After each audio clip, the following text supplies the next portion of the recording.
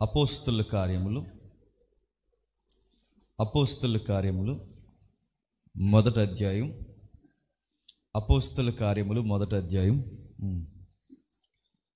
4వ వచనం 5వ వచనం కలిపి చదువుకుందాం. ఆయన వారిని కలుసుకొని నేను చదువుతాను చూడండి. ఆయన వారిని కలుసుకొని ఇలాగ ఆజ్ఞాపించను, మీరు యెరూషలేము నుండి వెళ్ళక నా వలన వినిన తండ్రి యొక్క వాగ్దానం కొరకు కనిపెట్టుడి. యోహాను నీళ్లతో బాప్తిజం ఇచ్చిన గాని కొద్ది దినముల్లోగా మీరు పరిశుద్ధాత్మలో బాప్తిజం పొందుదురా. ఏ వచనాన్ని మనం చదువుకున్నా ప్రతి వచనానికి ఒక నేపథ్యము, చరిత్ర ఉంటుంది. చరిత్రను సందర్భానుసారంగా దాన్ని చదివినప్పుడే దేవుడు మనతో మాట్లాడే ప్రయత్నం చేస్తాడు. ఈ వచనాలు ఏవైతే ఈ వచనాలు మనం చదువుకున్నామో దీనికి ఒక సందర్భం ఉంది. ఏముంది దీని సందర్భం అంటే, ప్రభు అయిన యేసుక్రీస్తు వారు ఆయన మరణించి తిరిగి లేచి 40 రోజులు శిష్యులకు కనబడుతున్నారు. కనబడమే కాదు, తనను తాను కనపరుచుకుంటూ రుజువులు అంటే తోమా లాంటి వారికి, నమ్మని వ్యక్తులకి తమ్మును తాము పరిచయం చేసుకుంటూ సుమారు 500 మందికి పైసలకు ఆయన కనబడి 12 మంది ఆ క్లోజ్ సర్కిల్ ఎవరైతే ఉన్నారో ఆ శిష్యులతో మాత్రం చాలా విస్తరించి మాట్లాడుతున్నారు. ఆ మాట్లాడుతున్నప్పుడు సుమారు వారు 120 మంది పోగయ్యారట. ఎంతమంది? 120 మంది. ఈ 120 మందిలో కీలక పాత్రలు పోషిస్తున్నది 12 మంది శిష్యులు. వాళ్ళకు ఒక మాట చెప్పాడు, నేను మీకు ఒక వాగ్దానం ఇవ్వబోతున్నాను, అది తండ్రి వలన. ఆ వాగ్దానం పొందుకునేంత వరకు మీరు యెరూషలేము నుంచి ఎక్కడికి వెళ్ళదు. మనం వాగ్దానం అనగానే సహజంగా ఏమనుకుంటామంటే వాగ్దానం కార్డులు అనుకుంటాం. కాదు, వాగ్దానం అనగానే గుర్తుపెట్టుకోండి, మన లైఫ్ని గైడ్ చేసే పరిశుద్ధాత్మ దేవుడు. ఆయనను పొందుకునేంత వరకు మీరు ఎక్కడికి వెళ్ళొద్దు, యెరూషలేములోనే కనిపెట్టండి అని చెప్పిన తర్వాత ఆయన అన్నట్టుగా 40 రోజులు వాళ్ళతో డిస్కషన్ జరిగిన తర్వాత ఆయన చూస్తుండగా మేఘాల మీద కొనుపబడ్డాడు. ఆయన వెళ్ళిపోయిన తర్వాత అన్నట్టుగానే పరిశుద్ధాత్ముడు వారి మీదకి వచ్చాడు.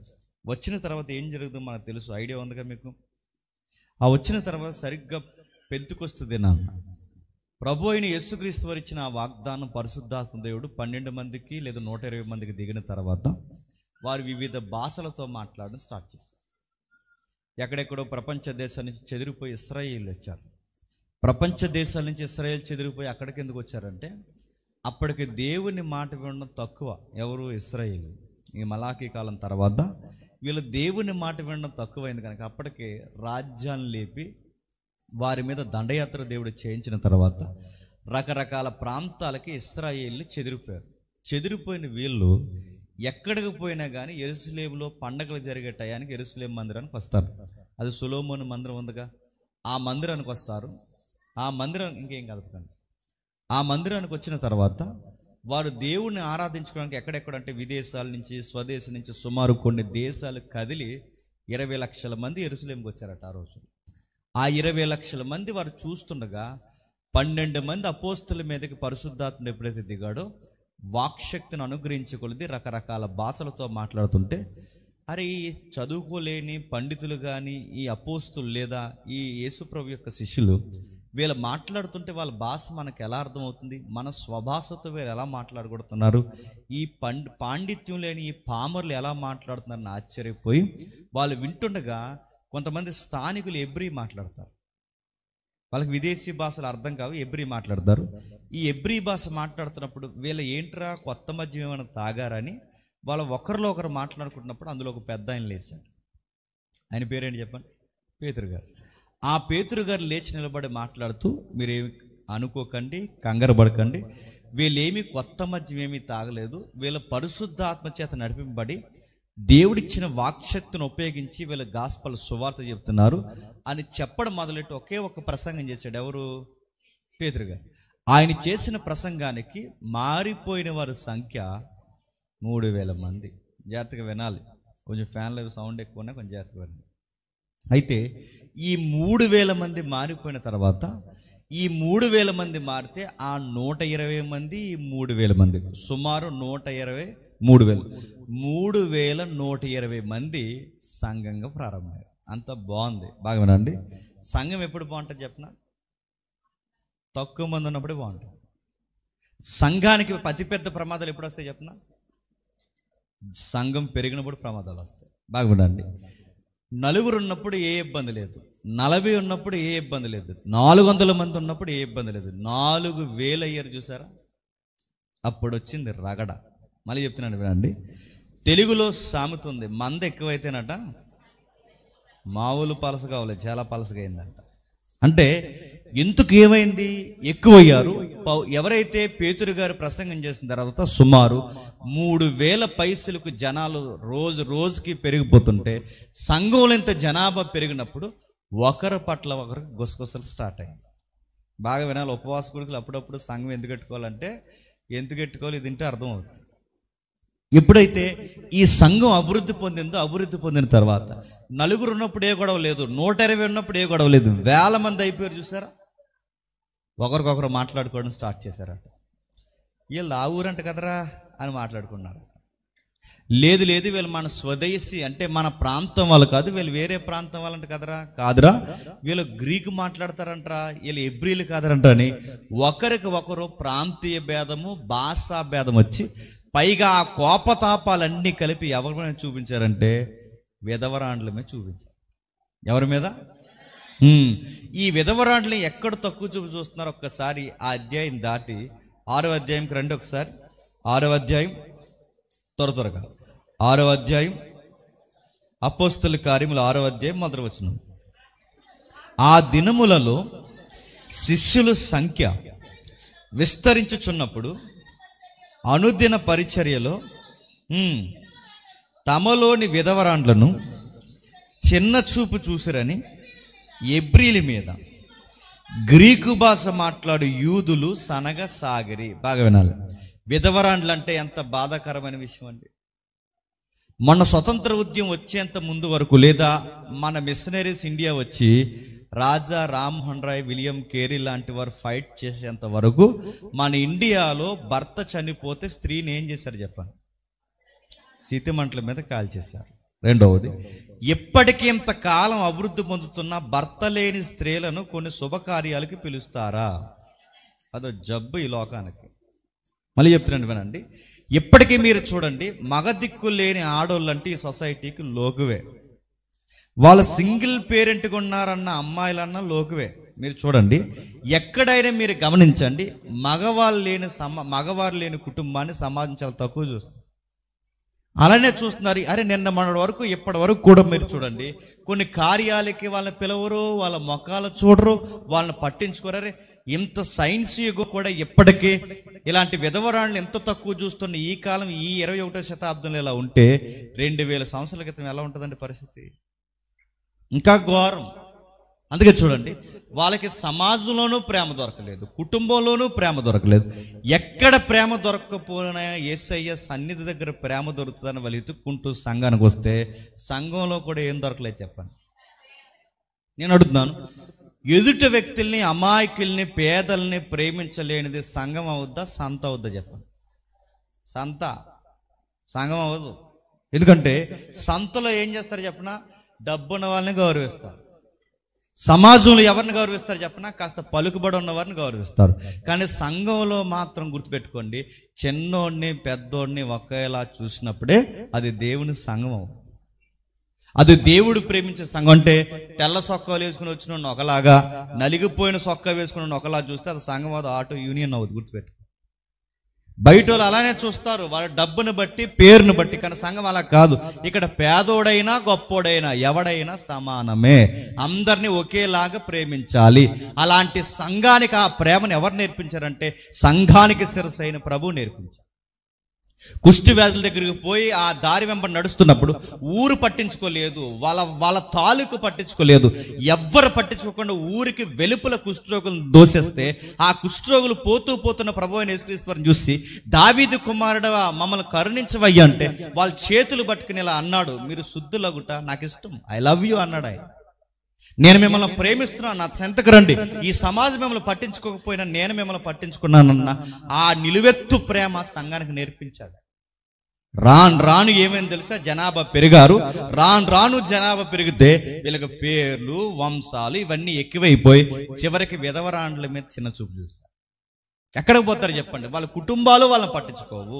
నెక్స్ట్ వాళ్ళ యొక్క సమాజం వాళ్ళని పట్టించుకోదు. ఏది పట్టించుకోకపోతే ఇప్పుడు సంఘంలో కూడా వాళ్ళ వెలివేతకు గురైతే ఎక్కడికి పోతారు? బాధపడ్డారు, ఇబ్బంది పడ్డారు. ఆ చినికి గాలివానే ఇలా జరుగుతుంది. జనాల్లో 2 గుంపులు వచ్చాయి. ఆ గుంపులు ఎలా ఉన్నాయంటే, ఇది ఒక పార్టీ, ఇది గ్రీకుల పార్టీ అయింది, ఇది ఎబ్రీల పార్టీ అయింది. ఇలా సంఘంలో 2 పార్టీలు ఉండడం మంచిది కాదని అపోస్తుల చెవిలో ఎప్పుడైతే పడిందో అపోస్తులు సీరియస్గా ఒక నిర్ణయం తీసుకున్నారు. నా మాటలు అర్థమవుతున్నాయిగా? అర్థమైపోయినా అర్థమైనట్టే. 1 గంట అయింది. సరే, ఎప్పుడైతే 2 పార్టీలు అయ్యి, అంటే సంఘంలో 2 పార్టీలు అంటే 2 రకాల క్యాడర్స్ ఉండవు అనేది సంఘ భవిష్యత్తుకు మంచిది కాదు. రెండవది, పార్టీలు అంటే మరో మాట నేను గుర్తు చేస్తాను, గుర్తుపెట్టు. కొన్ని సంఘాల్లో రాజకీయ పార్టీల యొక్క బెడద సంఘాల్లో కూడా తెస్తారా? తేరా? అదో జబ్బు. మళ్ళీ చెప్తున్నా, ఓ సంఘానికి వెళ్ళాం, ఇలా 3 రోజులు కూడికలే. ఆ 2 రోజులు నేను చెప్పాలి, ఇంకొక రోజు ఒక స్పీకర్ చెప్పాలి. నేను అడిగాను, నిన్న వచ్చిన బ్యాచ్ ఈ రోజు రాలేదు, ఈ రోజు వచ్చిన బ్యాచ్ నిన్న రాలేదు, ఏంటి కొత్త మొఖాలు కనబడుతున్నాయి, నిన్న మొఖాలు వేరు, ఈ రోజు మొఖాలు వేరు, ఏంటి సార్ అని అడిగితే ఆ పాస్టర్ గారు పెద్దలు నాకు అదిరిపోయి ఆన్సర్ ఇచ్చారు. ఏమని చెప్పిన, నిన్న వచ్చిన వాళ్ళు వైసీపీ వాళ్ళు, ఇవాళ వచ్చింది. ఇది సంఘమా? సంఘంలో వైసీపీ టీడీపీ ఏంటి? మీకు అంత దురదగా ఉంటే మీ చెవులకి అంతగా మీకు అనిపిస్తే పోయి ఆ పార్టీ జెండాలు మోసుకోవాలి, అంతేగాని సంఘంలో ఇలాంటి పార్టీ ఫీలింగ్లు ఉండడానికి వీలు లేదు. నువ్వు టీడీపీయా, నువ్వు వైసీపీయా, నువ్వు జనసేన, నీ బొంద అని అడుగుతున్నావు, నువ్వు పో. నువ్వు అంతేగాని సంఘంలో ఉండి పార్టీ ఫీలింగులు ఎజెండాలు తెచ్చావంటే సంఘం ముక్కలైపోద్ది నీలాంటాడు వాళ్ళని. ఉంటే పూర్తిగా సంఘ సభ్యుడిగా ఉండు, లేదా పూర్తిగా పోతే రాజకీయ ఎజెండాకి కార్యకర్త, ఇంకే కార్యాలు పనిచేయరు కదా, ఈ కార్యకర్తగా ఉండడానికి పో, అంతేగాని ఇక్కడుండి 2 పార్టీలు ఉంటే అక్కడ భాషాభేదం వస్తేనే అపోస్తులు కట్టిన సంఘం మొక్కలైంది. అక్కడ భాషా ప్రాంతీయ భేదం వస్తేనే అపోస్తులు ఉండగానే సంఘంలో 2 టీములు ఫామ్ అయితే ఇప్పుడు అపోస్తులు లేం. ఇప్పుడు మన తరంలో ఇలాంటి ఫీలింగ్స్ అంటే సమాజంలో ఉన్న ఈ పార్టీ ఫీలింగ్స్ సంఘంలోకి వస్తే ముక్కలైపోతే అయిపోవా? సంఘం నిర్ణయం తీసుకుంది, అపోస్తులు నిర్ణయం తీసుకుని ఇలా ఉంటే అసలు ప్రాబ్లం ఎక్కడ వస్తుంది? భోజనాల దగ్గర. ఎప్పుడు ఏ గొడవ వచ్చినా ఎక్కడ వస్తుంది చెప్పండి? భోజనాల దగ్గరే. అసలు గొడవలన్నీ భోజనాల దగ్గర వస్తాయి. అంటే ఈ విధవరాండ్లు ఎక్కడ చిన్న చూపు చూస్తున్నారు? భోజనాల దగ్గర. అంటే బాగున్న వాళ్ళకేమో ఒకలా వడ్డిస్తున్నారట, బాగాలేని వారికి ఏమో ఒకలా వడ్డిస్తున్నారంట. అంటే కాస్త పేరు ప్రఖ్యాతులు మంచి వంశాలు ఉన్న వారికి ఒకలా వడ్డిస్తున్నారట, కాస్త అమాయకులు అయిన వారికి తర్వాత ఇందురు కానీ వెయిట్ చేయండి అంటున్నారు. ఇలాంటి బాధను వారు గురి చేస్తున్నప్పుడు ఈ మాట అపోస్తుల చెవిలో పడింది. అసలు ప్రాబ్లం అంతా ఎక్కడొస్తుంది? విశ్వాసుల్లో కాదు ప్రాబ్లం వచ్చింది. ప్రాబ్లం అంతా ఎక్కడ వస్తుందంటే వడ్డించే వాళ్ళు తేడాగా ఉన్నారని చూస్తారు. ఎవరు? ఇప్పుడు బాగా వినండి, వడ్డించే వాళ్ళు తేడా అంటే అందరికీ సమానంగా వడ్డించారనుకోండి ప్రాబ్లం ఉంటుందా? కానీ వడ్డించే వాళ్ళట కాస్త పేరున్న వాళ్ళకి ఒకలా వడ్డిస్తున్నారట, అమ్మాయిలకు ఒకలా వడ్డిస్తున్నారట. అందుకే మీరు చూడండి, కొన్ని సంఘాల్లో గొడవలు ఎక్కడ వస్తాయి చెప్పనా? భోజనాల దగ్గర వస్తాయి. ఎందుకు అలా వస్తాయంటే ఈ వడ్డించే వాళ్ళకి తెర ఉండదండి. ఇక్కడ వాళ్ళు ఎవరు నాకు తెలదండో మామూలు చెప్తున్నాను. ఈ వడ్డించే వాళ్ళు తెర ఉండదు. వీళ్ళు ఏం చేస్తారంటే కొంతమంది సంఘ పెద్దలకి, కొంతమంది బాగా యాక్టివ్గా ఉన్న వాళ్ళకి వడ్డించండి అని అప్పగిస్తే వీళ్ళు చేసి దుర్మార్గమైన పనులు అని చెప్పిన వీళ్ళు పెరుగు బకెట్లు దేహేస్తారు, కూరలు దేహేస్తారు, బిర్యానీ దేహేస్తారు. నడుదా దాసేసి ఏం చేస్తారా? వీళ్ళ మంద వస్తారు, వీళ్ళ మంద ఆ మందకి ఎడతారంటే మరి వీళ్ళు ఎవర్రా? మరి ముందు తింటున్న వాళ్ళు ఎవరు? వీళ్ళ అమాయకులా అన్నం లేక వచ్చారా అని అడుగుతున్నాను. వీళ్ళు ఎవరు? వాళ్ళకి ఎవరికో దాస్తున్నావు ఏంటంటే నీ తాలీకి వాళ్ళకి, నీ వంశం వారికి దాచుకుంటే నేను మళ్ళీ అడుగుతున్నాను, ఇది సంఘంలో సీలికలు తేవు. వడ్డించే వాళ్ళు ఎలా ఉండాలి చెప్పిన? అవసరమైతే వడ్డించేవాడు ఆకలితో ఉండి చివరిలో ఉంటే తినాలి, లేకపోతే మానేయాలి, అంతేగాని నువ్వే దాచేసి బకెట్లు దాచేస్తే అడుగుతున్నాను. సంఘంలో ఏమవుతుంది? బయట భోజనాలు అలాగే జరుగుతాయి. ఇదే గొడవ ఎక్కడ వస్తుందట చెప్పండి? అపోస్తులు వచ్చి చిన్న చూపు చూసి ఇదిగో మీరు తర్వాత తినండి అంటే ఈ మాట బాధపడితే అపోస్తులు పెడితే ముందు ఆ టీం అంతా మార్చండి. ఎవరైతే వడ్డించే వాళ్ళు ఉన్నారో ముందు వాళ్ళని మార్చేస్తే కానీ సంఘం బాగుపడదని ఎప్పుడైతే వాళ్ళని మార్చేస్తారో మార్చేసి యాక్టివ్గా భక్తిగా ఉండే కొంతమంది 7 సభ్యులను పెట్టారు. ఎంతమంది? 7 సభ్యుల్ని. ఎప్పుడైతే 7 సభ్యులను పెట్టారో అందులో మనకు కావాల్సిన వ్యక్తి స్తెఫను. ఎవరు? ఆ 7 ఎప్పుడైతే పెట్టారో వాళ్ళ క్వాలిఫికేషన్స్ ఎదిగారంట. ఏం క్వాలిఫికేషన్స్ ఎదిగారు ఒకసారి చూడండి. 4వ వచనం. అయితే మేము ప్రార్థన యందును వాక్య పరిచర్య యందును ఎడతెగకుందుమని చెప్పి ఈ మాట జనసమూహం అంతటికి ఇష్టమైనందున విశ్వాసముతోనూ పరిశుద్ధాత్మతోనూ నిండుకున్నవాడైన స్తెఫను, ఫిలిప్పు, ప్రొక్రేను ఇలా 7 ఎంపిక చేశారట. బాగుందండి. 7 ఎంపిక చేయడానికి కావాల్సిన క్వాలిఫికేషన్స్ ఏంటంట? విశ్వాసం ఉండాలట, పరిశుద్ధాత్మతో నిండి ఉండాలట. ఇంకా మీకు బాగా అర్థం కావాలి అంటే వచనం మీరు చూడండి. ఇంకా బాగా మీకు అర్థం కావాలంటే 3వ వచనం చూడండి.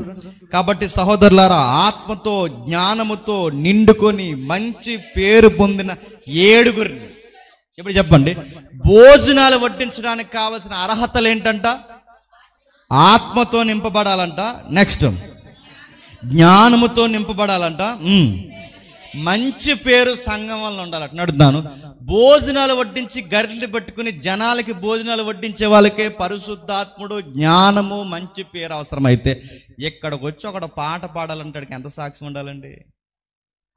ఎవడబడితే పాటలు ఇచ్చేస్తున్నారా? ఇవ్వట్లేదా? సంబరాల్లో పాడే వాళ్ళని సభలకు పిలుస్తున్నారా లేదా? తప్పది.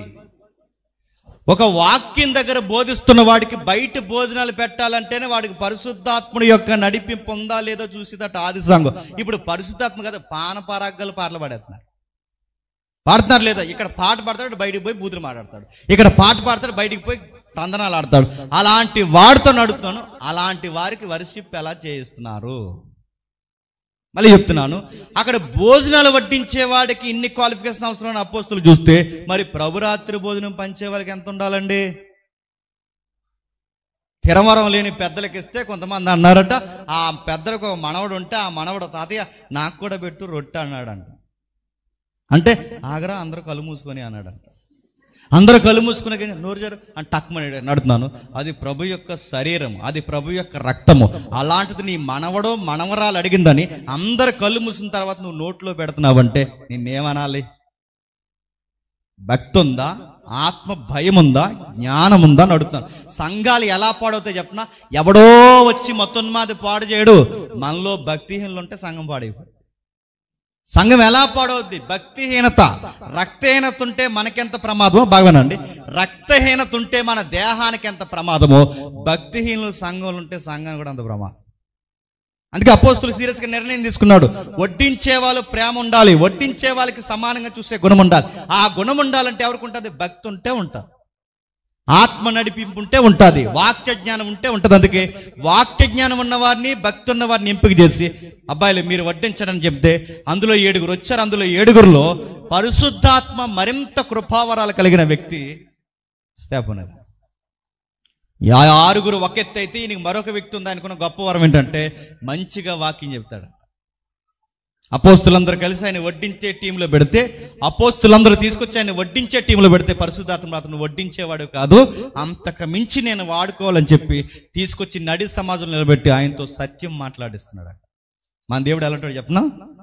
నువ్వు బరకాలు వేస్తావో, భోజనాల దగ్గర ఉంటావో, ప్లేట్లు ఎత్తుతావో, లేదా ఇక్కడ చిన్న చిన్న పనులు చేస్తావో, సౌండ్ సిస్టమ్ పెడతావో, మ్యూజిక్ దగ్గర ఉంటావో, కెమెరా దగ్గర ఉంటావో, ఎక్కడున్నా నువ్వు నమ్మకంగా నీ పని నువ్వు చేస్తే, నువ్వు దేవుడికి నచ్చితే నిన్ను అక్కడ ఉంచడు. గుర్తుపెట్టుకోండి, ఎక్కడ నిన్ను వాడాలో అక్కడ వాడతాడు. ఆ స్థాయిలో నిన్ను వాడాలంటే ముందు ఈ చిన్న పనులు తినంగా నువ్వు చేయాలి. గుర్తుపెట్టు. స్తెఫను గారు ఇచ్చిన పనిని తినంగా చేస్తున్నాడు. మనం ఎప్పుడు సక్సెస్ అవుతాం చెప్పినా, దేవుడు చిన్న విషయాన్ని ముందు అప్పగిస్తాడు. చిన్న పనిలో నమ్మకంగా ఉన్న వారిని తీసుకెళ్ళి చెప్పండి పెద్ద పనులు కూర్చోబెడతాడు. మనం చిన్న పనిలోనే తెంగరేసలేస్తాం. మనం చిన్న పనిలోనే నమ్మకంగా ఉండవు. నువ్వు చిన్న విషయంలో నమ్మకంగా ఉండు, రేపు తీసుకెళ్ళి నేను పెద్ద పనిలో పడతాడు. స్తెఫను గారిని కూడా అదే చేశాడు చూడండి. ఆయన చిన్న పని భోజనం అప్పగించే పనిలో నమ్మకంగా ఉంటే దేవుడు తీసుకుని వచ్చి ఆయన నడి సమాజం నిలబెట్టి ఆర్గ్యుమెంట్ చేపిస్తున్నాడు, బహిరంగ డిబేట్లు చేపిస్తున్నాడట. ఆ డిబేట్ చేయడానికి ఎవరు వచ్చారట? పౌలు. తెలుసుగా పౌలు గారు అప్పటికి సౌలు. ఈ సౌలు ఆ టీం మెంబర్, సుమారు కొన్ని టీం మెంబర్స్ అందరూ వచ్చి స్తెఫనుతో చాలా గట్టిగా వాదించారట. ఆయన చెప్పే వాక్యానికి వీళ్ళు ఎదిరించలేకపోయారు. ఎలాంటి వాక్యం చెప్పాడు స్తెఫను అంటే జాగ్రత్తగా ఎలాంటి వాక్యం చెప్పాడు తెలుసా? అబ్రహాము చరిత్ర మొదలుకొని మోసే పదభాగం వరకు ప్రభువైన యేసుక్రీస్తు వారి జనన మరణ పునరుద్ధానం వరకు, అంటే కొన్ని వేల సంవత్సరాల చరిత్రనంతా కలిపి ఒక్క ప్రసంగంగా స్టెఫను చెప్తుంటే, ఆ ప్రసంగము, ఆ హిస్టరీ, ఆ లాజిక్కి స్టెఫను యొక్క చెప్తున్న ఆ వాగ్దాటికి వచ్చిన ఈ మతోన్మాదులైన సౌలు, ఆ టీం మెంబర్స్ ఎవరైతే ఉన్నారో వీళ్ళ తట్టుకోలేక, ఆయనతో బహిరంగ డిబేట్ చేయలేక, మాటకి సమాధానం చెప్పలేక చేసిన పని ఏంటి చెప్పిన, చంపేశారు. అంటే ఆయన చెప్పే వాక్యాన్ని ఎదిరించలేక, అది తప్పని ఒప్పుకోలేక, లేదా అది తప్పని చెప్పి వాళ్ళు నిలబడలేక, మాదే తప్పని వాళ్ళు ఒప్పుకోలేక చివరికి ఏమైపోయారు తెలుసా? స్టెఫను రాళ్ళు ఇచ్చుకుంటారు. ఎప్పుడైతే రాళ్ళు ఇచ్చుకుంటారో మీకు తెలుసు, స్టెఫను గారిని కొడుతున్నప్పుడు ఆయన అన్నాడు, ప్రభువా వీళ్ళు ఏం చేస్తున్నారో తెలియదు, వీళ్ళకి క్షమించే, నా ఆత్మను చెప్పండి చేర్చుకో. ప్రభు అయిన యేసు శత్రువుని సైతం క్షమించమని అడుగుతున్నారు. ప్రభు అయిన యేసుక్రీస్తు వారు తన ఆత్మను చేర్చుకోమని అడిగారు. ఎప్పుడైతే స్టెఫను గారు ఆత్మను చేర్చుకున్నారు, 8వ అధ్యాయంలో ఏం జరుగుతుందో చూడండి. 8వ అధ్యాయం మొదటి వచనం, ఆ కాలమందు యెరూషలేములోని సంగమునకు గొప్ప హింస కలుగునందున అపోస్తులు తప్ప అందరూ యోదయ సమరయ దేశములంతటా చెదిరిపోయి, భక్తిగల మనుష్యులు స్టెఫను సమాధి చేసి అతన్ని గూర్చి బహుగా ప్రాలాపించిరి. సౌలైతే ఇంటింటా చొచ్చి పురుషులను స్త్రీలను ఈడ్చుకొని పోయి శరస్సాలలో వేయించి సంఘమును పాడు చేయించు వచ్చాను. మీకు బాగా అర్థమవుతుందో లేదు సంఘ చరిత్ర ఎలా నడుస్తుందో చూడండి. సంఘాన్ని మీరు జాగ్రత్తగా గమనిస్తే 120 మంది ఉన్నప్పుడు బాగుందా లేదా? నడుతున్నాను. అపోస్తులంతా నడిపిస్తున్నప్పుడు బాగుంది. 120 మంది, 1000 మంది అయినప్పుడు వీళ్ళు ఎప్పుడైతే భోజనాల దగ్గర చిన్న చిన్న విషయాలు గొడవలు వచ్చాయో, ఆ గొడవలు వచ్చినప్పుడు సంఘం పట్ల దేవుడు తీసుకున్న నిర్ణయం ఏంటో తెలుసా? బయట నుంచి శ్రమలు స్టార్ట్ చేశారు. సింహాల బోన్లో దానియేలుని కాపాడిన దేవుడు స్టెఫను ఎంత కాపాడలేదు చెప్పిన? ఇతని మరణం ద్వారా మహిమను పొంది సంఘానికి ఒక పాఠం నేర్పించాలనుకున్నాడు. ఎందుకంటే సంఘానికి, బాగా వినండి, విశ్వాసం కన్నా భయంకరమైన గొడవలు ఎక్కువైనప్పుడు దేవుడు తీసుకున్న నిర్ణయాలు ఏంటి చెప్పిన? బయట నుంచి శ్రమలు కలిగిస్తాడు. ఆ రోజు జరుగుతున్నది అదే, మనకు కనబడుతున్న చరిత్ర అదే. వాళ్ళు చేసిన పని ఏంటి? వాళ్ళు ఎప్పుడైతే ఇలాంటి చిన్న చిన్న విషయాలు గొడవలు పెట్టుకుంటున్నారో, దేవుడు చేసిన పని ముందు స్టెఫను గారిని తీసేశారు. ఎప్పుడైతే స్టెఫను గారు చనిపోయారో, స్టెఫన్ని సమాధి చేసి ఇలా వచ్చేసరికి ఇంకా సమాధి కూడా ఆరలేదు. ఆరక ముందే మరలా వినబడిన భయంకరమైన వార్త ఏంటో తెలుసా? ఎవరో మతోన్మాదులు వచ్చి సంఘం మీద పడిపోయారట. ఆ మతోన్మాదులు సంఘం మీద పడిపోవడం కాదు, ఏ ఇంట్లో అయితే ప్రార్థన జరుగుతుందో ఆ ఇంట్లో ఆడోళ్ళను కూడా గౌరవించకుండా బయటికి లాగేస్తున్నట్ట. ఆ మనిషి పేరు సౌలు. అసలు గౌరవించలేదు. ఆడవాళ్ళైతే ఏంటి, మగవాళ్ళైతే ఏంటి, అసలు క్రైస్తవులు వీళ్ళ మన మతానికి, మన ధర్మశాస్త్రానికి వీళ్ళు వ్యతిరేకం కనుక వీళ్ళని బయటికి లాగని చెప్పి శరసాల్లో ఏంచి దొంగ కేసులు పెట్టేస్తున్నాడట. అవసరమైతే కొంతమందిని ఈడ్చుకొని పోతున్నాడట. ఈ మనిషి ఎలాంటి చెప్పిన? స్టెఫను లాంటి వారిని దగ్గరుండి చంపించేస్తున్నాడు. ఇప్పుడు చూడండి, స్టెఫను చనిపోయాడు అనుకునే సమయానికి ఇప్పుడు ఈ ప్రమాదం వచ్చి ఎక్కడ ప్రార్థనలు పెట్టుకుంటే అక్కడ పడుతుందట. సంఘం కూడుకుంటే సంఘంలో ఉన్న వారిని కూడా ఈడ్చుకొని పోతున్నారట. ఈ టైంలో సంఘ విశ్వాసాలు తీసుకున్న నిర్ణయం ఏంటంటే, ఇక్కడ ఉంటే ఇలాగే చనిపోయేలా ఉన్నామని ప్రాణాలు గుప్పెట్లో పట్టుకుని పలు పలు ప్రాంతాలకు చెదిరిపోయారు. ఈ చెదిరిపోయిన వారు ఎక్కడికి పోయినా చేసిన మంచి పని ఏంటంటే, వాళ్ళు నేర్చుకున్న సువార్త చెప్తున్నారు. బాగా వినాలి. గుంపుగా ఉంటే గొడవలు పెట్టుకుంటున్నారు కనుక దేవుడు ఏం చేశాడు చెప్పండి? చెదరగొట్టాడు. ఇశ్రాయేలు మాట వెళ్ళినప్పుడు దేవుడు ప్రపంచ దేశాలకి ఇశ్రాయేలు సంఘాన్ని ఎలాగైతే చెదరగొట్టాడో, దేవుని సంఘం అంటే క్రొత్త నిబంధన సంఘం కూడా మాట వెళ్ళినప్పుడు దేవుడు మళ్ళీ తీసుకున్న సెకండ్ ప్యాటర్న్ ఏంటో తెలుసా? మళ్ళీ శ్రమలు కూడా చెదరగొట్టాడు. సంఘం అప్పుడప్పుడు, బాగా వినండి, మేలుకొని మనం ఉండకపోతే దేవుడు మనకి ఎన్ని పాఠాలు నేర్పించాలో అన్ని పాఠాలు మనకు నేర్పిస్తాడు. సంఘాన్ని చెదరగొట్టాడు. చెదిరిపోయిన వారు చేస్తున్న పని ఏంటో ఒకసారి చూడండి. ఇదే అపోస్తుల కార్యములు, త్వరగా ఇదే అపోస్తుల కార్యములు 11వ అధ్యాయం 19వ వచనం చూడండి. ఇదే అపోస్తుల కార్యములు 11వ అధ్యాయం 19వ వచనం. స్టెఫను విషయంలో కలిగిన శ్రమను బట్టి చెదిరిపోయిన వారు యూదులకు తప్ప మరి ఎవనికిని వాక్యము బోధింపక పెనేకే, కుప్రా, అంత్యోకియా ప్రదేశముల వరకు సంచరించిరి. కుప్రీలు కొందరును కురేనీలు కొందరును వారిలో ఉండిరి. వీరు అంతియొకయకు వచ్చి గ్రీకు దేశపు వారితో మాట్లాడుచు ప్రభు అయిన యేసును కూర్చున్న సువార్త ప్రకటించుచుండరి. ఆగుదాం. ఏం జరుగుతుందో చూడండి, చరిత్ర జాగ్రత్తగా వినండి. ఈ చెదిరిపోయిన అంటే 6వ అధ్యాయంలో చెదిరిపోయారుగా వేల మంది. ఈ 6వ అధ్యాయంలో చెదిరిపోయిన వాళ్ళు చేస్తున్న మంచి పని ఏంటంటే నేర్చుకున్న 4 మొక్కలు బయటకు పోయి చెప్తున్నారు. దేవుని రాజ్యం ఎప్పుడు విస్తరిస్తా చెప్పన? పులిపేట మీద పాస్టర్ గారు నిలబడి చెప్పిన వాక్యాన్ని మీరు ఇక్కడ మర్చిపోతే విస్తరించదు. ఇక్కడున్న వాక్యాన్ని మీరు బయటికి పోయి నలుగురికైనా చెప్పాలి. మీరింటికి వెళ్ళిన తర్వాత ముచ్చట్లు కాదు, మీ ముచ్చట ఏముండాలి తెలుసా? వాక్యం చెప్పాలి.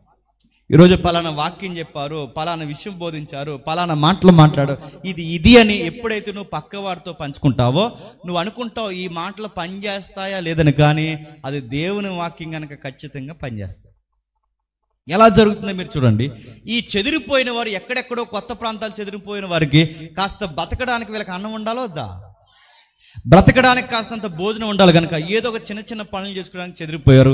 వీళ్ళు చిన్న పనులు చేసుకున్నప్పుడు వీళ్ళు చేస్తున్న మంచి పని ఏంటంటే పనులన్నీ చేసుకున్న తర్వాత సాయంత్రం వచ్చిన తర్వాత చిన్న కూడికి పెట్టుకునేవాళ్ళు. ఈ చిన్న కూడికి పెట్టుకుంటే ఎవరికి చెప్తున్నారంటే కాస్తంత పాత నిబంధన ఎరిగిన యూదులు ఎవరైతే ఉన్నారో వాళ్ళకి మాత్రమే వాక్యం చెప్తుంటే ఇరుగు పొరుగు గ్రీకులు, ఫెనేకే, కుప్రా వీళ్ళందరూ అన్యులు, అంటే వీళ్ళకి వాక్యం తెలియదు. ఇలాంటి వారందరూ ఏంటి మీరు పెట్టుకుంటున్నారని అడిగినప్పుడు మేము ప్రార్థన పెట్టుకుంటున్నాం మా దేవుని పేరు మీద అని చెప్పినప్పుడు వాళ్ళు వచ్చి మేము కూడా కూర్చుంటామంటే కూర్చోండి అని వాళ్ళు కూర్చుని వింటుంటే ఆ వాక్యం వాళ్ళలో పనిచేస్తుందంట. నా మాటలు అర్థమవుతున్నాయి లేదు? అంటే చెదిరిపోయిన వీళ్ళు యెరూషలేము వచ్చినవాడు అక్కడో గుంపు చెదిరిపోయారట. వీళ్ళు చెదిరిపోయిన వాళ్ళందరూ చిన్న కూడికలు పెట్టుకుని, గృహ కూడికలు పెట్టుకుని ఏదో ప్రార్థన చేసుకుని కాస్త 4 మాటలు మాట్లాడుకుంటూ అన్యులు వింటున్నప్పుడు అరే ఎంత బాగా దేవుడు ఆదరిస్తారని, ఇలాంటి దేవుడిని ఎప్పటివరకు మేము వినలేదు, ఇలాంటి దేవుడు మేము ఎప్పటివరకు రుచి చూడలేదు, ఈ దేవుడిని మేము కూడా నమ్ముకుంటామని చెప్పి గ్రీకులు, కురేనీలు అన్యులందరూ చాలా మంది అందులో కూడుకోవడం స్టార్ట్ చేశారు. అంటే 4 8 అయ్యారు, 8 10 అయ్యారు, 10 30 అయ్యారు, 30 40 అయ్యారు. ఇలా సంఖ్య పెరిగిపోయి కొన్ని 100 మంది అయిపోయారు. నా మాటలు జాగ్రత్తగా వినండి. కొన్ని 100 మంది అంటే చిన్న కూడికలు పెట్టుకున్న ఒక సామాన్య కూలి పనులు చేసుకుంటున్న వారు చిన్న కూడికి పెట్టుకుంటే ఆ కూడికి పెట్టుకున్న వారిలో అన్యులు వచ్చి విస్తరించి జనాభా 100 మంది కూడుకుంటే ఆ 100 మంది సంఘంగా కూడుకుంటున్నారు. వాళ్ళకి ఒక పాస్టర్ గారు లేరన్న వార్త యెరూషలేములో 12 మంది అపోస్తలులు ఉన్నారు చూసారా, వాళ్ళ దగ్గరికి వార్త వెళ్ళిందంట. మరి అక్కడ సంఘాన్ని ఎవరు నడిపిస్తున్నారు? ఎవరు లేరు. మరి 100 మంది ఎలా నడుస్తున్నారు? అందరూ వాక్యం చెప్పుకుని వాళ్ళే మాట్లాడుకుని కూడుకుంటున్నారు. మరి వాళ్ళకి నాయకుడు లేడంటే లేడు. మరి వాళ్ళకి ఒక నాయకుడు ఉండాలి. కానీ అక్కడి నుంచి కబురు పంపితే అపోస్తుల దగ్గర నుంచి ఒక నాయకుడిని పంపించారట. ఆ నాయకుడి పేరు బర్నబా. ఎవరు?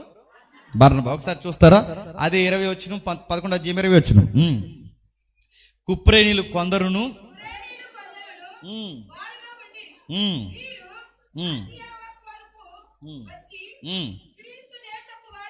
గ్రీసు దేశపు వారితో మాట్లాడుచు ప్రభు అయిన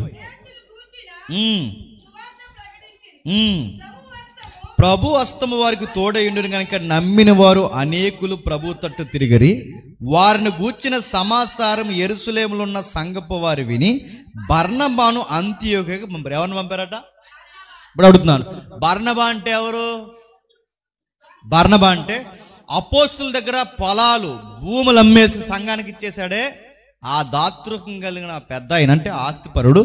భూములు అమ్మేసి సంఘానికి ఇచ్చి అన్నాడట, సార్ ఇంత భూమి నాకు అవసరం లేదు, ఎవరెవరికి ఏ అక్కర్లు ఉన్నావో వారి అక్కర్లు తీర్చేయండి అని చెప్పి తన భూమిని అమ్మేసి ఇచ్చిన గొప్ప త్యాగపూరితమైన విశ్వాసి బర్నబా.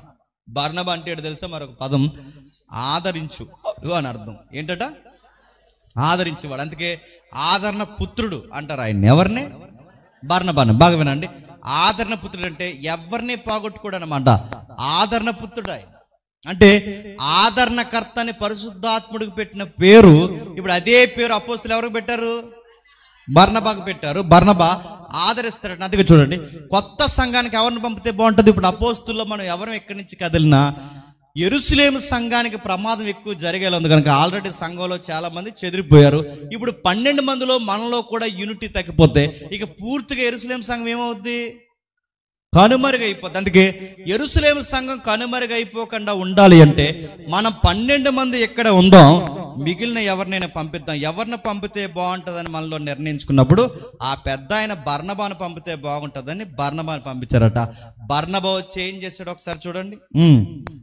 బర్నబా అతడు వచ్చి దేవుని కృపను చూసి సంతోషించి ప్రభువుని స్థిర హృదయంతో హత్తుకొనడం వల్లని అందరినీ హెచ్చరించెను. వచ్చాక ఏం చేశాడు చెప్పండి. ఇప్పుడు ఇందులో కూడుకున్నది ఎవరు? అన్యులు. ఇందులో కూడుకున్నది ఎవరు? ఇప్పటి వరకు దేవుడు అంటే తెలియని వారు. ఇలాంటి వారందరూ వచ్చి సంఘంలో కూడుకున్నప్పుడు వాళ్ళందరిని వచ్చి గట్టిగా హెచ్చరించాడట. నేను అడుగుతున్నాను, ఏమని హెచ్చరించుంటాడు చెప్పండి? ఏమని హెచ్చరించాడు చెప్పనా? అన్యుల నుంచి వచ్చిన వారు కొన్ని రోజులు అలా ఉంటారు చెప్పండి, కొన్ని రోజులు ఎలా ఉంటారు అంటే అది మానరు చెప్పండి, ఇది మానరు.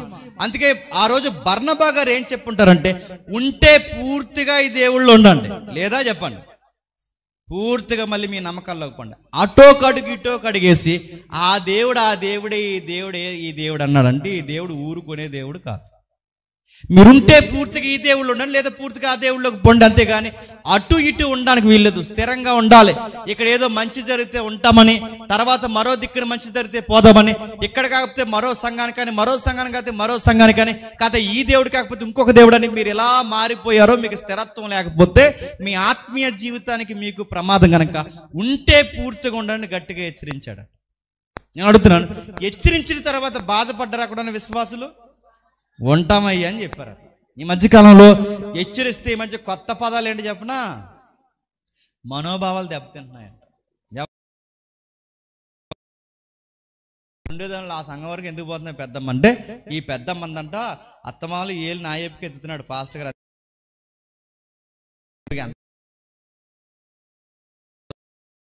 నువ్వు ఇచ్చే 10 రూపాయల కానుక్కి నేను పొగుడుతూ ఉండడానికి ఇది సంఘం మీద గుర్తుపెట్టుకో. నేను బయట పొగుడుతారేమో కానీ నువ్వు ఎంత కానుకిచ్చినా, నువ్వేమన్నా పాపం చేస్తే ముఖం మీద ఏలిటి చెప్పడానికి ఇక్కడ పాస్టర్ గారు ఉన్నారు.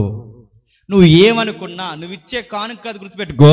ముందు నీ సత్ప్రవర్తన దేవుడికి కావాలి. హెచ్చరిస్తారు, ఇక్కడ హెచ్చరిస్తారు, కడిగి పాడేస్తారు. మాట వినకపోతే దేవుడు నిన్ను కొడతాడని కూడా చెప్తారు. అలాంటి హెచ్చరిక మాటలు ఎప్పుడైతే బర్నబా చెప్పాడో, బర్నబా మాట చెప్పినప్పుడు జనాలట ఇంకా దేవుడికి దగ్గర అయిపోయారు. ఉంటామయ్యా. మనం కూడా చూసారా, కొన్నిసార్లు మూఢనమ్మకాలను చాలా క్లియర్ కట్గా మనం వివరించాలి, విమర్శించాలి మన సంఘాన్ని. ఎందుకంటే అది అలా చేయకపోతే ఇటు దేవుళ్ళు ఉంటేనే మళ్ళీ మూఢనమ్మకాలు ఆచారాలు చేస్తారా? చేయరు, చేస్తారు. ఉదాహరణ చెప్తాను వినండి. మీరు ఎంతైనా చెప్పండి, ఏదైనా మాట్లాడండి. ఒక ఆవిడ అంటుంది, పాస్టర్ గారు రేపు 11:30కి మా ఇంటికి కార్యక్రమానికి వచ్చిందాం. అలా కాదండి, రేపు 11:30కి కాదు, రేపు ఏమైనా ట్రాఫిక్ జామ్ అయితే నేను కొంచెం లేట్గా వస్తాను. నహి జనకి 11:30కి వచ్చాను అందంట. ఎందుకని అడిగితే అప్పుడు పాస్టర్ గారు చెప్పిందట, బేపనాయన ముహూర్తం 11:30కి పెట్టాడంట. పిలవడానికి ఆవిడకి సిగ్గులేదు, నెక్స్ట్ నన్ను అడగండి. నేను అడుగుతున్నాను, అసలు బేపనాయన ముహూర్తం పెడితే ఈయన పిలిస్తే ఈయన వెళ్ళవేంటి? సిగ్గుంది ఆవిడకి? మళ్ళీ అడుగుతున్నాను, కొంతమంది గుర్తుపెట్టుకోండి, సంఘ పెద్దలుగా ఉన్న వాళ్ళు దిక్కులు వాస్తులు చూసి ఇల్లులు కట్టుకుంటున్నారంటే వీళ్ళని ఏమనాలండి? మరి కొంతమంది చెప్తున్నాను చూడండి, ఒక పాస్టర్ గారు చర్చి కట్టాలనుకున్నాడట, వాస్తు చూపించడానికి బేపనాయన దగ్గరికి వెళ్ళాడు. ఎవరు? పాస్టర్ గారు. అడుగుతున్నాను, ఇలాంటి ఆచారాలు ఆశ్రయిస్తే బర్నబా అన్నాడట, కుదరదు. ఉంటే పూర్తిగా ఈ దేవుడిని నమ్ముకుని ఉండండి, మీకు సమస్తము మంచిగా జరగాలంటే ప్రార్థన చేసుకుని చెయ్యండి, అంతేగాని అటు ఇటు పెట్టారంటే ఊరుకోడు. మనలో అరకొర భక్తి చేసేవాళ్ళు కొంతమంది ఏమంటారంటే, అయ్యో అలా ఎలా అండి, దేవుడు పెట్టాలి చెప్పండి, దయ్యాన్ని పెట్టాలంటే నీకు అడుగుతున్నాను, ఇలాగా మనం పెండ పెడతాడు నీకు దేవుడు ఏమనుకుంటున్నావు? దేవుడికి దయ్యాన్ని దయ్యాన్ని పెడితే దేవుడికే, లేదు దయ్యాన్ని పూర్తిగా దయ్యాలంటే తిరిగి, అంతేగాని దేవుళ్ళు ఉన్నప్పుడు దేవుళ్ళు. మరొక ఉదాహరణ చెప్తాను వినండి. హౌస్ ఓపెనింగ్లు జరుగుతాయి. హౌస్ ఓపెనింగ్ జరిగినప్పుడు మూఢనమ్మకాలు ఆచరిస్తున్నారు లేదా? ఆశ్రయిస్తున్నారు.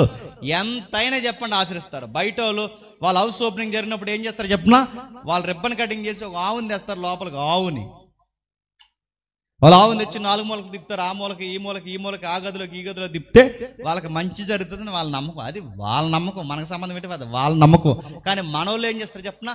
సేమ్ అదే ప్యాటర్న్ ఫాలో అవుతున్నారు. వాళ్ళు ఆవుని తిప్పారు, మనోళ్ళు పాస్టర్ గారిని తిప్పుతున్నారు. తిప్పట్లేదని అడుగుతున్నాను, ఈ తిప్పే ప్రోగ్రాలు ఎక్కడవి? ఇవన్నీ ఆచారాలు కాదా?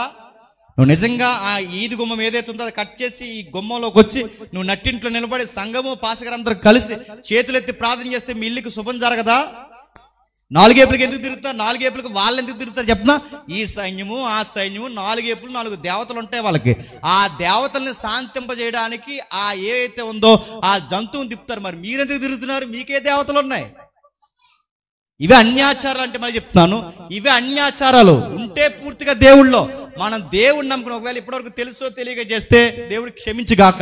కానీ ఇకపై కనుక మీకు అలాంటి చేస్తే మనం ఏదన్నా ఒక ప్రాక్టీస్ చేసినప్పుడు ఇది దేవుడికి సంబంధించిందా లేదన్నా ఏదైనా మూఢనమ్మకాలు ఉన్నాయని కాస్తంత చెక్ చేసుకోకపోతే మన ఆత్మీయతకు మన కుటుంబానికి ప్రమాదము. ఆ రోజు బర్నబా చెప్పాడట, వాళ్ళని గట్టిగా హెచ్చరించాడు. వారిని కూర్చిన సమాచారము యెరూషలేములో ఉన్న అపోస్తులు సంఘపు వారు విని బర్నబాను అంతియోక్యకు పంపిరి. అతడు వచ్చి దేవుని కృపను చూసి సంతోషించి ప్రభువుని స్థిర హృదయంతో హత్తుకున్న వాళ్ళని అందరినీ ఏం చేశాడు చెప్పండి? బొజ్జగించాడా? బతిమలాడా? ఏం చేశాడు చెప్పండి? ఉంటే తినంగా దేవుళ్ళో ఉండండి, లేదా పూర్తిగా చెప్పండి. హెచ్చరించాడా లేదా?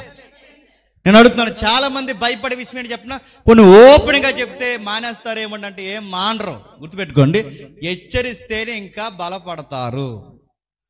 అంతియోకియ సంఘం లేదా అంతియోకియ ప్రాంతంలో ఆయన వచ్చి విస్తరించి హెచ్చరించి మాట్లాడి హెచ్చరించిన తర్వాత మానేశారా? జనాలు పెరిగిపోయారా చెప్పండి? జనాలు పెరిగారు. కింద వచ్చిన చూడండి, అతడు వచ్చి దేవుని కృపను చూసి సంతోషించి స్థిర హృదయంతో హత్తుకున్న వల్ల వాళ్ళందరినీ హెచ్చరించిన. అతడు పరిశుద్ధాత్మతోను విశ్వాసంతోను నిండుకున్న సత్పురుషుడు, బహుజనులు ప్రభు పక్షమున చేర్రి. అతడు వచ్చాక జనాలు పెరిగారా తగ్గారా? ఇప్పుడు చెప్పండి. అపోస్తులు నమ్మి ఎవరిని పంపించారట? బర్నబాను పంపించారు. బర్నబాను ఎప్పుడైతే పంపించారో అపోస్తులు నమ్మి బర్నబాను పంపించిన తర్వాత ఇతగాడొచ్చి కొత్త పార్టీలు పెట్టలేదట. ఏం చేశాడు చెప్పండి? ఎప్పుడైతే హెచ్చరించారో అప్పగించిన పనిని నమ్మకంగా చేస్తున్నాడు. ఆ నమ్మకానికి జనాలు ఇంకా విస్తరించారట. అంటే ఆయన వచ్చాక జనాలు పెరిగారు, తగ్గిపోలేదు. ఇంకా ఎప్పుడైతే పెరిగారో బర్నబా గారు ఒక నిర్ణయానికి వచ్చాడు. ఆ నిర్ణయం ఏంటో తెలుసా? అతడు పరిశుద్ధాత్మతో నిండుకున్న తర్వాత అతడు సౌలుని ఎత్తుకుటకు తార్సునకు వెళ్ళి అతన్ని కనుగొని అంతియోకియకు తోడుకొని వచ్చాడు. సౌలు ఎవరు? అదే పౌలు. ఆయన ఎక్కడికి వెళ్ళిపోయాడట? తార్సుకి వెళ్ళిపోయాడట. తార్సుకి ఎందుకు వెళ్ళిపోయాడు? మీరు ఎప్పుడైనా చరిత్ర చదవండి ఇంటికి వెళ్ళిన తర్వాత. తార్సుకి ఎందుకు వెళ్ళిపోయాడంటే ఈయన మారాడన్న తర్వాత యెరూషలేం సంఘం అంత త్వరగా నమ్మలేదు ఎవరిని? పౌలు గారిని. ఎందుకంటే ఆయన గారు చేసిన పనులు మామూలు పనులా నమ్మడానికి? స్తెఫనుని దగ్గరుండి చంపించాడు, స్త్రీల్ని దారులు ఇడ్చేశారు, చిన్న పెద్ద లేకుండా చంపేంత ప్రయత్నం చేశాడు. ఇప్పుడు సడన్ గా మాడిపోయాడంటే నిజంగా మారాడా, యాస వేసుకుని వచ్చాడని అనుకుంటారు అనుకోరా? కానీ ఎవరు ఆ వ్యక్తిని నమ్మలేని టైంలో ఆ వ్యక్తిని నమ్మి అపోస్తులకు పరిచయం చేసిన ఒకే ఒక వ్యక్తి బర్నబా. బర్నబాని ఎందుకు ఆదరణ పుత్రుడు అంటారు చెప్పనా? బర్నబాకి ఆదరణ పుత్రుడే కాదు, బర్నబా ఎదుటోడు ఏం చెప్తున్నాడో కాస్త అర్థం చేసుకునే వివేచన వరం ఉందట ఎవరికి? అందుకే బర్నబా ఆదరణ పుత్రుడు ఎందుకు అవుతాడంటే ఎవరినే పోగొట్టుకోడంట. ఆయనకి అందరూ కావాలి. అందుకే చూడండి, పౌలు గారు మార్కును కూడా తీసుకురావద్దంటాడు, కానీ బర్నబా ఏమంటాడు తెలుసా? మనం అలా వదిలేసుకుంటే ఎలా కూడా తీసుకెళ్దాం అంటాడు. అంటే వదులుకునే రకం కాదు ఎవరు చెప్పండి? బర్నబా. ఆ సౌలు గారిని ఎప్పుడైతే పౌలు గారిని సంఘం సరిగ్గా నమ్మలేదో, నమ్మలేని టైంలో ఎప్పుడైతే ఆయన చెదిరిపోయాడో, ఆయన సొంత ఊరు వెళ్ళిపోతే అక్కడికి వెళ్ళి పిలుస్తున్నాడట. ఏమని? సౌలా సహోదరుడా రా, నీతో పనుంది, సంఘంలో చాలా విస్తరించిన పనుంది, రా సహోదరుని బలవంతంగా తోడుకొని వచ్చాడట. ఎందుకు తోడుకొని వచ్చాడు చెప్పనా? ఈ మనిషిని సంఘం ఎప్పుడైతే సరిగ్గా అర్థం చేసుకోలేదో రావడం చాలా కష్టమైంది. బర్నబా అన్నాడు, నేనొక్కడనే చెప్తే సరిపోదు, అక్కడ కుప్రేనీలు, కురేనీలు, కొంతమంది తెగలు, గ్రీకులు, మేధావులందరూ ఆ చిన్న కూడుకులోకి వచ్చి కూడుకుంటున్నారు. ఇప్పుడు నాలాటోడు ఒకటి చెబితే ఇక్కడ సరిపోదు, నాకన్నా గట్టిగా చెప్పే నీలాంటి ఒక ప్రసంగం ఇక్కడ కావాలి. ఇక్కడ నేనుండే పని కన్నా నువ్వుండే పని ఎక్కువ ఉందని పౌలు గారిని ఎవరు పిలిచారట? మీకు అర్థమవుతుందో లేదో? సంఘం క్షేమాభివృద్ధి ఎప్పుడు పొందుతా చెప్పిన? అపోస్తులేమో బర్నబాను పంపారు, బర్నబా వచ్చి ఎవరిని పంపుతున్నాడు? నేను అడుగుతున్నాను, మనకే కనుక మైకిస్తూ ఇంకొకరికి మైక్ ఇస్తామా? అంత లేదు, ఇస్తామా? నేను అడుగుతున్నాను, మనకు మైక్ ఇస్తూ ఇంకొకటికి ఇవ్వం, కానీ బర్నబా అలాంటి కాదు. ఆయనకి మైక్ అపోస్తులు ఇస్తాయని అన్నాడట. ఇక్కడ నేను కాదు మాట్లాడేది, నేను చెప్పే ప్రసంగం కన్నా నువ్వు చెప్తే బాగుంటుందని చెప్పి ప్రత్యేకించి పిలిపించాడట. పిలిపించి అని చెప్పు, సౌలా సహోదరుడా రా, మనం కలిసి పనిచేద్దామని ఎప్పుడైతే పని చేశారో వాళ్ళు కలిసి పనిచేస్తుంటే ఏమైందో చూడండి. వారు కలిసి 1 సంవత్సరం అంతయు సంఘములుండి బహు జనాలకి వాక్యం బోధించరి. మొట్టమొదట అంత్యోక్యలోని శిష్యులు, అప్పటి వరకు లేని శబ్దం ఏంటో తెలుసా? అప్పటి వరకు శిష్యులు అంటే పరిశుద్ధులు శిష్యులు అని మాట్లాడారు. ఫస్ట్ టైం వీళ్ళిద్దరు కలిసి అంత్యోక్య అంటే ఒక అన్య ప్రాంతంలో వీళ్ళిద్దరు కలిసి సువార్త చేస్తే మొట్టమొదటి వినబడిన శబ్దం ఏంటో తెలుసా? క్రైస్తవులు. వాళ్ళు ఎట్టకారంతో పిలుస్తారో ఎలా పిలిచారో తెలియదు, కానీ మొత్తం మీద అన్యులందరూ కలిసి అన్నారట, వీళ్ళ క్రైస్తవులు రా అన్నారు. సరైన 2 స్పీకర్లు, సరైన 2 సేవకులు ఒక అన్య ప్రాంతంలో నిలబడి సంవత్సరం బోధిస్తే ఆ ఊరేమని మాట్లాడుకుంటారు తెలుసా? కొత్తగా క్రైస్తవులు వచ్చారు ఎక్కడికైనా మాట్లాడుకుంటారు. సంఘాన్ని గురించి ఇతర ప్రాంతాల వారు మాట్లాడుకుంటారట. వాళ్ళిద్దరు నిలబడి మాట్లాడితే అంత్యోక్య సంఘం విస్తరించిందండి. ఇప్పుడు బాగా వినండి, అసలు ఇలా సంఘం పెడదాం అనుకున్నారండి చెదిరిపోయిన వాళ్ళు. వీళ్ళు చేసిన పని ఏంటి చెప్పిన? చిన్న కూడికి పెట్టుకుందాం అనుకున్నారు. వీళ్ళు చిన్న కూడికి పెడితే అది దేవుడు ఏం చేశాడు చెప్పండి? ఒక పెద్ద సంఘంగా మార్చేశాడు. బాధాకరమైన విషయం ఏంటో మీరు జాతికి వినండి. యెరూషలేము సంఘం అని 11వ అధ్యాయం వరకు చదువుకుంటాం. దాని క్వైట్ ఆపోజిట్ ఏంటో తెలుసా? ఇక్కడి నుంచి యెరూషలేము సంఘం అని చదువుకోం. చెప్పండి, అంత్యోక్య సంఘం అని చదువుకుంటాం. ఇప్పుడు చెప్పండి, ఘనమైన తల్లి సంఘంగా ఉండాల్సిన, పాత్ర పోషించాల్సిన, పెద్దన్నగా ఉండాల్సిన సంఘం ఎవరో తెలుసా? యెరూషలేము సంఘం. ఇప్పుడు యెరూషలేములో సంఘంలో ఉండాల్సిన క్వాలిటీస్ అన్ని ఏ సంఘానికి వచ్చేస్తున్నాయి చెప్పండి? అంత్యోక్య సంఘానికి వచ్చాయి. అక్కడ లేని గొప్ప గుణగణాలు యెరూషలేము సంఘం నుంచి అంత్యోక్య సంఘానికి ఎందుకు వస్తున్నాయి అంటే, ఈ సంఘం చేసిన మంచి పని ఏంటో తెలుసా? చూడండి ఒకసారి. ఇదే సంఘం చేస్తున్న పని 27వ వచనంలో, ఆ దినముల్లో ప్రవక్తలు యెరూషలేములో ఉండి అంత్యోక్యకు వచ్చి వారిలో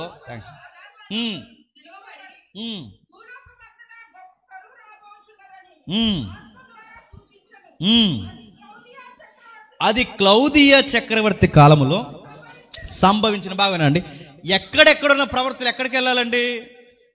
యెరూషలేము సంఘానికి వెళ్ళాలి. కానీ యెరూషలేములో ఉన్న వాళ్ళందరూ ఎక్కడికి వస్తున్నారట?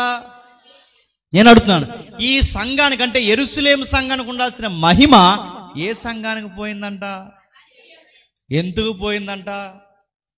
తిన్నంగా ఉన్న వాళ్ళు తిన్నంగా ఉండక మీది ఈ వంశంరా, మీది ఈ ప్రాంతంరా, మీది ఈ భాషరా అని మాట్లాడుకుంటే సంఘాన్ని చెదరగొట్టి వాళ్ళని మొక్కలు చేసి ఒక కూడికి పెట్టి అక్కడ ఒక సంఘాన్ని కట్టి ఇక్కడ ఉండాల్సిన మహిమను పట్టుకెళ్ళి ఎక్కడ పెట్టారు చెప్పండి? అంత్యోక్య సంఘంలో పెట్టాడు. సంఘం బాగా వినండి, మనం దేవుడిచ్చిన కృపను మనం జాగ్రత్తగా కాపాడుకోకపోతే మనకు రావాల్సినవన్నీ పట్టుకెళ్ళి చెప్పండి మరో విశ్వాసుల గుంపుకి ఇచ్చేస్తాడంట. అంత్యోక్య సంఘంలో అదే జరుగుతుంది చూడండి. అసలు యెరూషలేములో జరగాల్సినవన్నీ అంత్యోక్య సంఘంలో జరుగుతున్నాయి. అంత్యోక్య సంఘంలో ఎందుకు ఎలాంటి ఐక్యత వచ్చిందంటే కొన్ని పదాలు అక్కడ ఉన్నాయి చూడండి. 13వ అధ్యాయం 1వ వచనం, అంత్యోక్యలోని సంఘము బర్నబా, నిగోర్ అనబడిన సుమియేను, కునేరుడైన లూకియా, చతుర్థాధిపతి అయిన ఏరోతో కూడా పెంచబడిన మనయేను, సౌలని ప్రవక్తలు, బోధకులు. ఎన్ని రకాల మనుషులు ఉన్నారంటే ఇక్కడ బాగా వినండి. నిగేరు అంటే నీగ్రోస్ ఉన్నారట, ఇంకా అంత్యోక్య నుంచి వచ్చిన వాళ్ళు ఉన్నారట, డాక్టర్లు ఉన్నారట, గవర్నర్ ఫ్యామిలీ మెంబర్స్ ఉన్నారట. 11వ అధ్యాయం 19వ వచనంలో ఇంకెవరున్నారు చూడండి, కుప్రీలు ఉన్నారట, కురేనీలు ఉన్నారట, గ్రీకులు ఉన్నారట, అన్యులు ఉన్నారట. ఇన్ని రకాల మనుషులున్న ఆ సంఘంలో ఏం రావట్లేదు చెప్పండి? గొడవలు రావట్లేదు. యెరూషలేము సంఘంలో రెండు రకాలు ఉన్నాయి. ఒకటి ఎబ్రీలు చెప్పండి, 2 గ్రీకులు. 2 రకాలుంటేనే యెరూషలేము సంఘంలో ఎంత పెద్ద గొడవ వస్తే మరి ఇన్ని రకాల మనుషులు అంటే డబ్బున్న వాళ్ళు ఉన్నారు, డబ్బు లేని వాళ్ళు ఉన్నారు, గవర్నర్ ఫ్యామిలీస్ ఉన్నారు. ఏ రోజు అంటే గవర్నర్ ఫ్యామిలీస్ ఉన్నారు. నిగేర్ అంటే నీగ్రోస్, నల్లలు ఉన్నారు చూసారా, నీగ్రోస్ ఉన్నారు, ఆఫ్రికన్స్ వాళ్ళందరూ ఉన్నారు, యెరూషలేము వారు ఉన్నారు, గ్రీకులు ఉన్నారు. ఇన్ని రకాల మనుషులు ఉన్నాయి. ఇక్కడ ఎందుకు గొడవలు రావట్లేదు? కారణం ఏంటో తెలుసా? యెరూషలేము సంఘంలో గొడవలు రావడానికి కారణం చెప్పండి? భోజనాలు. కానీ ఇక్కడ గొడవ రాకుండా ఉండడానికి కారణం ఏంటి తెలుసా? ఇలా మాట్లాడితే ఒక కూడుకులు పెడతారట. ఆ కూడుకులు ఏంటి తెలుసా? ఉపవాస కూడుకులు పెడతారు. ఎక్కడుంది ఆ మాట? ఒకసారి కిందికి చదవడం, ఒకసారి కిందికి చదువుదాం.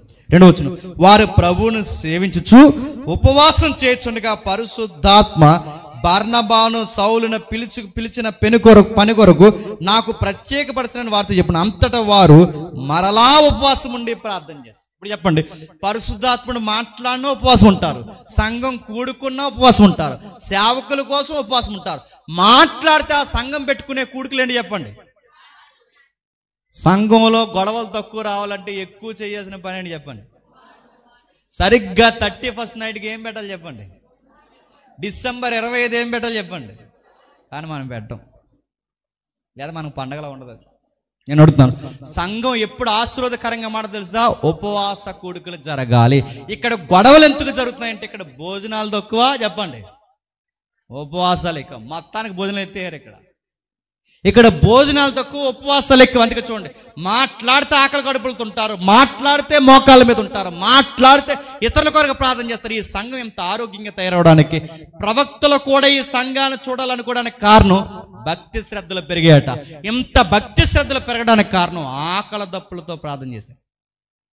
ఎంత ఎత్తుకు ఎదిగిపోయింది మీరు చూడండి. ఒక సామాన్యులు, ఇది పేతురు కట్టిన సంఘం కాదు, ఇది యోహాను కట్టిన సంఘం కాదు, ఇది పౌలు కట్టిన సంఘం కాదు. మరి ఈ సంఘాన్ని కట్టింది ఎవరంటే బర్నబా కూడా కాదు, ఈ సంఘాన్ని కట్టింది పౌలు కూడా కాదు. ఈ సంఘం కట్టింది ఎవరంటే కూలి పనులు చేసుకుని సామాన్యంగా మాట్లాడుకుని నలుగురు సాయంత్రం వేళ కూడికి పెట్టుకుంటే ఆ కూడికిని దేవుడు దీవిస్తే ఎంత పెద్ద సంఘం అయిపోయిందట.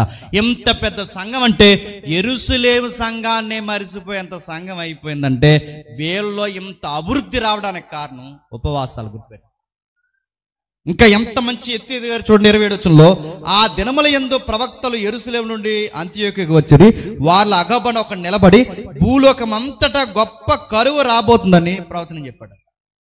ఎప్పుడైతే ప్రపంచానికి కరువు రాబోతుందని ఎప్పుడైతే చెప్పాడో అప్పుడు శిష్యుల్లో ప్రతి వాడు తన శక్తి కొలది యోదయలో కాపురమున్న సహోదరులకు సహాయం చేయుటకు పంపుటకు నిశ్చయించుకుని అలాగూ చేసి బర్నబాను సౌలని వారి చేత పెద్దల చేత దాన్ని పంపించారు. ఇప్పుడు చెప్పండి, ఈ సంఘంలో ఎంత ఎత్తుకు ఎదిగిందంటే అసలు కూలి పనులు చేసి పూట కూటు కొరకు కూలి పనులు చేసుకునే వీళ్ళు యెరూషలేము సంఘానికి, యోదాయ సంఘానికి వీళ్ళే చెప్పండి కానుకలు పంపుతున్నారు. ఇప్పుడు చెప్పండి, సంఘాలు ఎప్పుడు ఆశీర్వదింపడతాయి చెప్పనా? ఇప్పుడు గుర్తుపెట్టుకోండి, ఉద్యోగ సభలు పెట్టుకుంటే కాదు చెప్పండి, ఉపవాస గుడి పెట్టుకుంటే అవలిపోదు.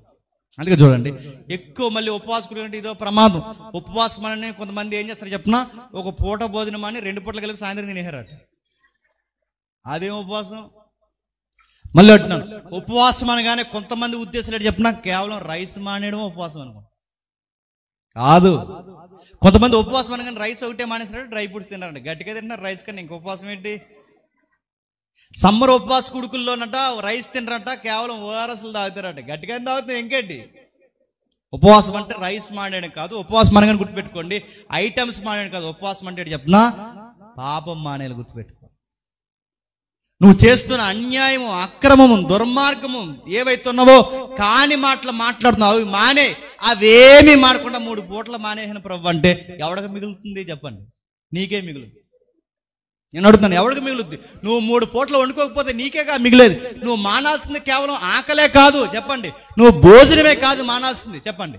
ఈలో దేవుడికి నచ్చిన కొన్ని ఉన్నాయి చూసారా, అవి మానేయడానికి ఇక్కడ మోకాళ్ళ మీద ప్రార్థన చేసి, దేవా ఈ బలహీనతను జయించే శక్తి నాకు ఇవ్వను, అప్పుడు నీ ఉపవాసం దేవుడికి నచ్చుతుంది. మిగిలిపోయిన భోజనం ఏదైతే ఉందో, మిగిలిన రేషన్ ఏదైతే ఉందో, లేని వాళ్ళు ఉంటారే ఆ 3 పూటల పట్టుకెళ్ళి వాళ్ళకి ఇచ్చేయి, అప్పుడు నచ్చుతారు. నువ్వే మిగిల్చుకుని నువ్వే దాచేసుకుని ఈ మానేసిన 2 పూటలు కలిపి 3వ పూట తినేస్తాను అడుగుతున్నాను. ఇది ఉపవాసం అంటారు దాన్ని? అడుగుతున్నాను. బట్టలు లేని వారికి బట్టలు ఇచ్చేయి, భోజనం లేని వారికి నీ రైస్ ఇచ్చే, ఏదైతే ఇచ్చే, నువ్వు ప్రార్థన జీవితం లేని వారి కొరకు ప్రార్థన చేయి. వీటి కొరకు ఎంత ఆకలితో ఉండే దేవుడి దగ్గర ప్రార్థన చేస్తావు చేయి, దేవుడు నీ ప్రార్థన, నీ సంఘాన్ని ఆశీర్వాదకరంగా మారుస్తాడు. అందుకే చూడండి, యెరూషలేము సంఘానికి కన్నా అంతియోక్య సంఘం ఎంత బాగా డెవలప్ అవడానికి, ఎంత బాగా డెవలప్ అయింది తెలుసా? మీరు 11వ అధ్యాయం నుంచి యెరూషలేము సంఘం అని చదవరు, అంతియోక్య సంఘం అని చదువుతారు. అంతియోక్య సంఘం ఎంతకి ఎత్తుకెదిగిందంటే పౌలు గారు ఏ మినిస్ట్రీ స్టార్ట్ చేసినా ఎక్కడి నుంచి స్టార్ట్ చేసేవాడట? అంతియోక్య సంఘం నుంచి. అందుకే చూడండి, అంతియోక్య సంఘం నుంచి ప్రారంభిస్తాడు, అంతియోక్య సంఘం దగ్గర ముగిస్తాడు. యెరూషలేము సంఘాన్ని మర్చిపోయారు చెప్పండి. అంత్యోక్య సంఘం తెర మీదకి వచ్చింది. ఈ సంఘం చేసిన ఉపవాసాలకి సంఘం ఆశీర్వాదకరంగా మారింది. వాళ్ళు ఎంత ఎత్తుగా 2వ వచనం చదవండి, 11వ అధ్యాయం 2వ వచనం ముగిద్దాం. వారి ప్రభువుని సేవించు ఉపవాసం చేస్తుండగా పరిశుద్ధాత్మ నేను బరకు నాకు ప్రత్యేకపరచని వారితో చెప్పిన అంతటా వారు ప్రార్థన చేసి వారి మీద చేతులుంచి వారిని పంపేశారు. నేను అడుగుతున్నాను, ఈరోజు కొంతమంది పాస్టర్లకి ఫ్యాన్స్ ఉన్నారా లేదా? ఉన్నారా? అదో జబ్బు మనకి ఉన్నారని అడుగుతున్నాను. పౌలు గారు బర్నబాను దేవుడు పంపించాడు, పని చేశారు, ఇప్పుడు వెళ్ళిపోతున్నారు. వెళ్ళిపోయినా పర్లేదు, వెళ్ళనివ్వండి. వీరు లేనప్పుడే వీరిని మేము సంఘాన్ని కట్టాం, వీళ్ళెవ్వరు లేనప్పుడే మేము సంఘాన్ని నడిపించాం. ఇప్పుడు వీళ్ళు వెళ్ళిపోతున్నారు. రేపొద్దున్న కొత్త బోధకుని దేవుడు మా దగ్గరే తయారు చేస్తారు. అంటే వీళ్ళు ఎంతకి ఎత్తుకెదిగారు చూడండి. కానుకలు ఇతరుల సంఘాలకు పంపిస్తున్నారు, ప్రవక్తలను వీళ్ళ దగ్గరికి పంపిస్తున్నారు. ఇంకా గొప్ప సంగతి చెప్తున్నా, వీళ్ళ మధ్య కొత్త బోధకులు తయారవుతున్నారంట. అంటే కొత్త బోధకులు తయారవడమే కాదు, మన దగ్గర నూతనమైన వర్తమానములు పుట్టాలి, ఆర్థికంగా మన సంఘం ఎదగాలి, ఆరోగ్యంలో బలపడాలి, ఇతర సంఘాలకు మనం మాదిరికరంగా ఉండాలి. అన్ని సంఘాలు మనం చూసి నేర్చుకోవాలి. గొప్ప గొప్ప సంఘాలు అనుకున్న సంఘాలు కూడా మనల్ని ఫాలో అవ్వాలంటే వీటన్నిటికీ సూత్రం చెప్పండి, ఉపవాసం ఉండాలి. ఆ ఉపవాసం ఉండి మీరు ఎప్పుడైతే కేవలం ఉపవాసాలు మీ పిల్లి కొరకు గేదె కొరకు ఉండకండి. ఉపవాసాలు అనగానే మీ అవసరాల కొరకు సెంటినేల కోసం ఉండకండి. ఉపవాసాలు దేనికోసం ఉండాలి చెప్పిన? సంఘ క్షేమ వృద్ధి కొరకు ఉండాలి. ఎందుకంటే సంఘం బాగుంటే నువ్వు బాగుంటావు, నువ్వు బాగుంటే సంఘం బాగుంటుంది. ఎందుకంటే సంఘం అంటే నువ్వే. నీకు సంఘానికి అవినాభావ సంబంధం ఉంది కనుక ముందు సంఘం బాగుంటే నువ్వు నీ ఆత్మీయ కుటుంబం బాగుపడితే సంఘానికి క్షేమాభివృద్ధి కలుగుతుంది. గుర్తుపెట్టు. అందుకే చూడండి, మన సంఘం క్షేమాభివృద్ధిగా మనం మారిపోవాలంటే మన సొంత అవసరాల కొరకు కాదు. గుర్తుపెట్టుకోండి, చాలా మంది ఉపవాసాలు ఉంటున్నారు. ఎందుకు ఉపవాసాలు ఉంటారు? ఉద్యోగాల కొరకు, పెళ్ళిళ్ళ కొరకు, పిల్లల కొరకు. అది కాదు, అవి ఎలాగా వస్తాయి గుర్తుపెట్టుకోండి. దాని కొరకు కాదు. దేవా, మా సంఘం అనేకులకు ఆశీర్వాదకరంగా మారాలని ఉండండి. దైవజుడికి కలిసి వచ్చే సంఘంగా మేము మారిపోవాలని ఉండండి. మీ సంఘం ఆశీర్వదింపడుతుంది. నన్ను అడిగితే ఈ పరిసర ప్రాంతాలకు మీ సంఘమే దీవెనకరంగా మారిపోతుంది. అలా కాకుండా మేము వచ్చామండి 3 రోజుల ఉపవాసం, ప్రభా మరి 3 రోజులు ఉన్నాం, మరి జాగ్రత్తగా మేము అనుకున్న పని చేయని దేవుడిని బ్లాక్మెయిల్ చేసాం అనుకో. మళ్ళీ చెప్తున్నాను, నువ్వు 3 రోజులు కాదు 300 రోజులు ఉన్నా ఏ పని చేయడు. చాలామంది ఉపవాసం ఉన్నాను డప్పు వేసుకుంటాను అడుగుతున్నాను. డప్పులు ఏమి వేయకండి. చాలామంది ముఖం కావాలని ఎట్టిందేమో మరి, ఎందుకంత డల్లగొన్నామంటే మరి ఉపవాసం కదయ్యా అందంట అడుగుతున్నాను. ఉపవాసం అంతా ఎలా డల్లగా పెట్టకండి. మన ఉపవాసం అని ఎవరికి తెలియకూడదు, చెప్పాల్సిన అవసరం లేదు. ఒకవేళ మీరు అంతగా చెప్పుకోవాలనుకుంటే మీ దైవజనులు చెప్పుకోండి, అంతే తప్ప ఎవరు తెలియకూడదు. కానీ మీరు చేస్తున్న దానికి ఒక పర్పస్ ఉండాలి. ఆ పర్పస్తో మీరు ఉపవాసం చేయండి, గొప్ప కార్యాలు మీ కళతో చూస్తారు.